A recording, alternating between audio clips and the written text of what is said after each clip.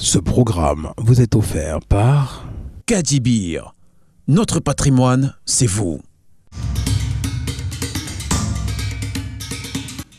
Devenu colonie française en 1895, le Mali, comme la plupart des pays de l'Afrique occidentale française, devient indépendant en 1960 sous l'appellation Fédération du Mali, formée du Sénégal et l'actuel Mali baptisé Soudan français en 1920.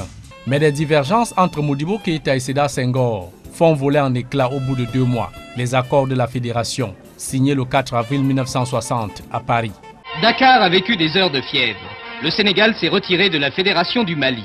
Les Soudanais rêvaient, selon leur tempérament, d'un État unitaire où ils nous auraient dominés grâce à leur nombre et à leur discipline. Nous voulions, nous, d'un État fédéral très souple. Ainsi, le Mali proclame son indépendance le 22 septembre de la même année, avec pour premier président de la République, Modibo Keïta. Nous avons donc militarisé nos jeunes pour pouvoir entraîner les populations dans la perspective de leur mobilisation pour les investissements humains. Ces 8 années à la tête du pays sont ponctuées de nombreux désaccords avec la France du général de Gaulle et les relais d'implémentation de la vicieuse politique française en Afrique, plus précisément les présidents sénégalais Senghor et l'ivoirien Houphouët-Boigny. L'entrée du Mali dans le mouvement des non-alignés, le soutien au Front de libération nationale dans la guerre d'indépendance en Algérie, l'exigence du départ sans condition des 22 000 militaires français du sol malien, la sortie du pays de l'Union monétaire ouest-africaine, la création du franc malien, les fréquentations du chef de l'État Modibo Keïta aux pays socialistes de l'Est et d'Asie, en pleine guerre froide, sont loin de plaire à Paris. Et 11 mois plus tard, les capitaines Yoro Diakité, Mamadou Sissoko et les lieutenants Moussa Traoré, Youssouf Traoré, Kissima Doukoura renversent Modibo Keïta et le font arrêter le 19 novembre 1968 à son retour d'un voyage dans la région de Mopti. Quelques coups de feu en guise de semonce à l'aube du 19 novembre et sans effusion de sang, sans la moindre tentative de résistance, c'en était fini du régime révolutionnaire qu'on avait longtemps cru le mieux enraciné et le plus intègre en Afrique. Sous l'ancien régime, on arrêtait beaucoup de gens. On arrêtait beaucoup de gens. J'ai même des camarades qui sont partis à Kidal. Qu'est-ce que c'est Kidal? C'est un endroit presque là où on tue les personnes. Vraiment, le régime de Modibo Keïta tuait des gens? Oui, il tuait vraiment des gens. Il a tué plus de 1000 personnes. Moussa Traoré dirige alors le Mali d'une main de fer, dissout la constitution du 22 janvier, installe un régime autoritaire et concentre tous les pouvoirs entre ses mains. Le 2 juin 1974, le chef de la junte fait adopter une nouvelle constitution et fait un semblant d'ouverture démocratique, se résumant à un système de parti unique, l'Union démocratique du peuple malien UDPM. Les purges font rage au sein du régime. Moussa Traoré devient seul maître du jeu politique au Mali. Des milliers de Maliens, élèves, étudiants, travailleurs et femmes, manifestent pour revendiquer leur liberté civile et politique. Mais le militaire dictateur continue de faire la sourde oreille et les contestations atteignent leur paroxysme en 1990. Après avoir tiré et massacré, l'armée, qui s'en est d'ailleurs excusée, fraternise maintenant avec la foule.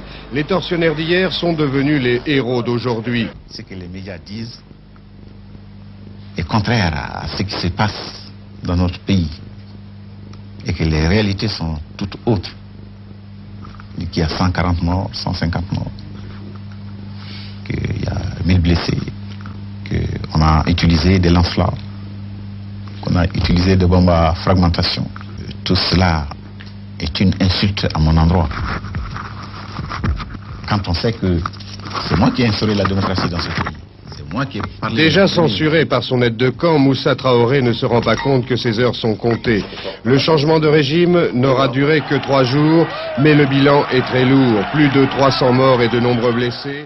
Et le 26 mars 1991, le peuple n'en pouvant plus, le lieutenant-colonel Amadou Toumani Touré fait arrêter Moussa Traoré, mettant ainsi fin à 23 ans de dictature. Nous avons épousé, sinon entamé, un monopartisme qui n'a fait que nous créer des problèmes, qui n'a fait que tarir des talents, qui n'a fait que bâillonner des bonnes volontés.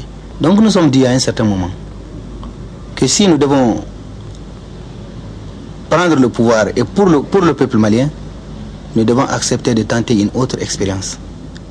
L'expérience démocratique, l'expérience du multipartisme, l'expérience de la raison et l'expérience de la vérité. Des consultations populaires organisées aboutissent à la mise sur pied d'un comité transitoire pour le salut du peuple. Le CTSP ouvre des négociations avec les leaders de la rébellion Touareg du Nord Mali, sous la présidence d'Amadou Toumani Touré, chef du gouvernement provisoire. Une conférence nationale se tient du 29 juillet au 12 août 1991. À l'issue des travaux, le multipartisme est officialisé. Une charte des partis politiques établie, les Maliens approuvent par référendum à 98,35% une nouvelle constitution le 12 janvier 1992. Une nouvelle ère s'ouvre pour le Mali avec l'arrivée au pouvoir de Alpha Oumar Konaré qui remporte le second tour de l'élection présidentielle du 26 avril 1992. Parmi ses actes forts à son deuxième mandat de 1997 à 2002, Alpha Oumar Konaré gracie le dictateur Moussa Traoré condamné à mort depuis 1993. Tout comme il décide de faire abriter pour la première fois dans son pays la phase finale de la 23e Coupe d'Afrique des Nations. Finaliste à la CAN de 1972 à Yaoundé, avec dans ses rangs le tout premier ballon d'or africain, Salif Keïta la Panthère Noire, les Aigles du Mali ne se sont plus qualifiés à une Coupe d'Afrique des Nations, excepté 1994 en Tunisie, où ils étaient éliminés en demi-finale. Pour le chef de l'État Alpha Oumar Konaré, il s'agit de redonner au Mali tout le prestige de son football local et l'aura de son équipe nationale à cette fête continentale du football du 19 janvier au 13 février 2002. Au match d'ouverture au stade du 26 mars de Bamako, le Libéria malmène le Mali sur un but de Georges Weah à la 45e minute.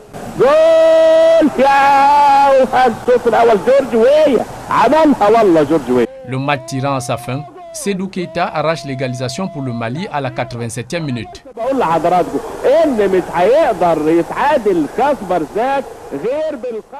Séparés sur un score vierge, avec les Super Eagles du Nigeria, les Aigles du Mali battent l'Algérie 2-0, but de Mamadou Bakayoko à la 18e minute et Bassala Touré à la 24e minute.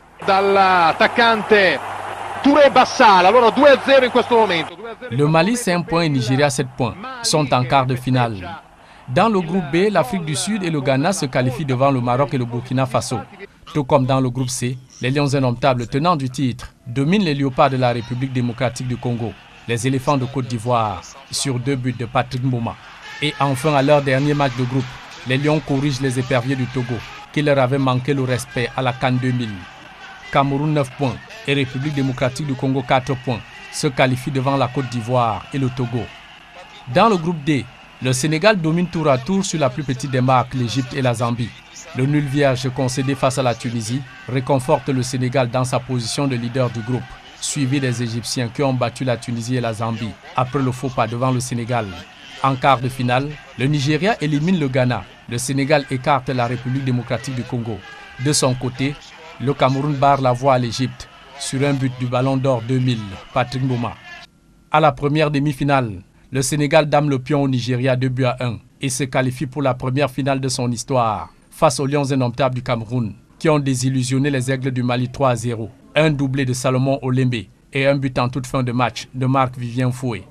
Les champions d'Afrique en titre sont en finale pour la deuxième fois consécutive, en dépit de l'incident survenu quelques minutes avant le match où le coach Toban Kono a été pris à partie et menotté par la police malienne pour soupçon de dissimulation des gris-gris sur la pelouse. L'affiche de la finale fait bouger tout Bamako. Une colonie de supporters sénégalais surchauffe l'ambiance d'avant-match partout dans la ville. À quelques heures de la finale dans leur camp de base, les Lions indomptables du Cameroun et les Lions de la Teranga du Sénégal entendent se battre jusqu'à la dernière goutte de sueur pour remporter en toute sportivité le trophée de la CAN 2002. Rigobert, quand on vous voit là, vous prenez ce match très au sérieux face au Sénégal? Oui, bien sûr que le match il est pris vraiment au sérieux parce que je dis quand on sait que depuis 3 semaines nous sommes là et que nous sommes arrivés au bout de ce que nous avons entrevu dès le départ, c'est-à-dire jouer la finale, essayer de garder, de conserver notre titre. Dans le moneur est au beau fixe, les joueurs sont conscients. Et... Quel message pourriez-vous faire passer aux Camerounais et notamment à leur capitaine Rigobert Song que vous connaissez? Oui, c'est vrai que Rigo, je le connais, c'est un garçon vraiment sympathique. Et puis bon, il y a Bill Chateau aussi que je connais très bien. Je joue avec lui à Montpellier. Bon, avec Bill, on a beaucoup parlé de cette finale-là. Je pense qu'ils nous attendent. Et puis bon, nous, on va arriver vraiment pour leur donner beaucoup de fil à retordre. Je pense que sur le terrain, il n'y a pas de cadeau, il n'y a pas de copain-copinage. Ils vont défendre leurs couleurs, nous, on va défendre les nôtres. Et puis bon, que le meilleur gagne.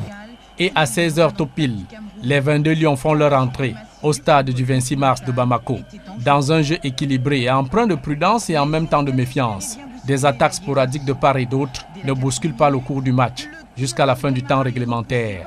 0 but partout, même les 30 minutes de prolongation n'y changent rien. Diefi tient la balle de match, mais son tir croisé est repoussé par le poteau. Et place à la séance fatidique de tir au but. Le Cameroun démarre la séance sur un raté de Pierre Womelend. He's all left foot and he faces Tony Silva with the first of 5 each.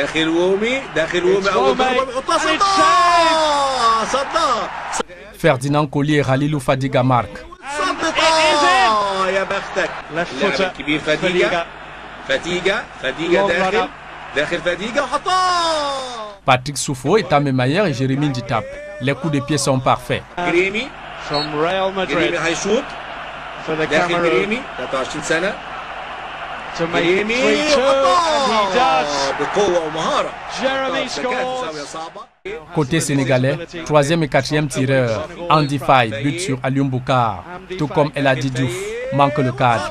The golden boy with the golden hair and the winning smile.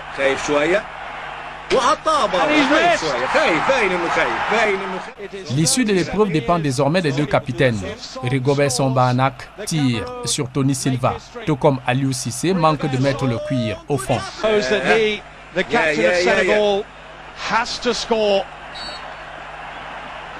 Aliou Cissé. And the Cameroon. 2 tirs à 3 au décompte final.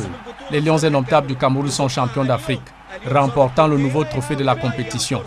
C'est leur 2e victoire consécutive, à l'exemple des Pharaons d'Égypte en 1957 et 1959 et les Black Stars du Ghana en 1963 et 1965. On s'était donné rendez-vous à la fin du match. Alors cette victoire a été très difficile, Rigobert. Hein? Ouais, très difficile. Écoutez, chaque fois où on arrive en finale, on termine toujours au tir au but. Mais c'était un beau match, agréable. Toutes les équipes ont donné le meilleur d'eux. C'est vrai qu'aujourd'hui, on est content. Mais il faut reconnaître que le Sénégal aussi a donné tout ce qu'ils avaient dans les tripes. Au tableau des récompenses, Rigobert Samba-Anak est sacré meilleur joueur. Meilleur buteur, les Nigérians Julius Agaoua, le Ballon d'Or Patrick Mboma et Salomon Olembe, 3 buts chacun. Mention très honorable pour les Lions indomptables du Cameroun. 9 buts marqués, sans le moindre encaissé, dans cette 23e Coupe d'Afrique des Nations. Et comme il fallait. Voilà, c'est moi les petits aux Jeux Olympiques, maintenant je vais pour la Coupe du Monde. Ce programme vous a été offert par Kadibir. Notre patrimoine, c'est vous.